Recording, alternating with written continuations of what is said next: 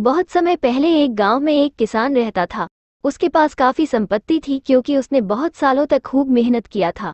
उसके पास बहुत बड़े बड़े खेत थे, पर वो बहुत दुखी था क्योंकि उसके बेटे बहुत पसंद आलसी थे।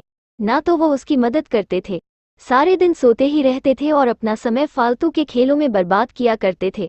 एक दिन किसान बहुत बीमारी पड़ गया।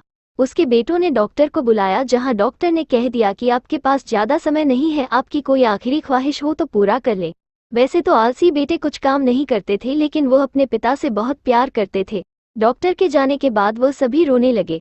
अपने बेटों को दुखी देखकर किसान का दिल पिघल गया और कहा, चिंता मत करो बच्चों, मैं स्वर्ग से तुम्हारी रक्षा करूंगा और जिससे कि तुम कभी भूखे ना रहो। मैंने खेत में सारा धन गाड़ दिया है। जब वो तुम्हें मिले तो तुम लोग बाजार जाकर उसे बेच देना, वो तुम्हारे जिंदगी भर के लिए काम आएगी।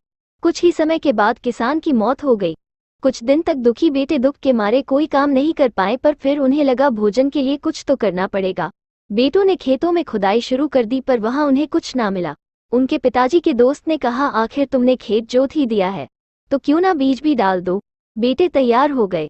खेत बुआई करके उन्होंने इंतजार किया। उस साल मूसलाधार बारिश हुई। एक दिन जब बेटे सुबह उठे तो उन्होंने हवा में लहराते हुए अपनी फसल देखी। ये सब देखकर उनकी आंखें फटी की फटी रह गई और उन्होंने कहा कि यही वो धन था जो पिताजी हमारे लिए छोड़ के चले गए।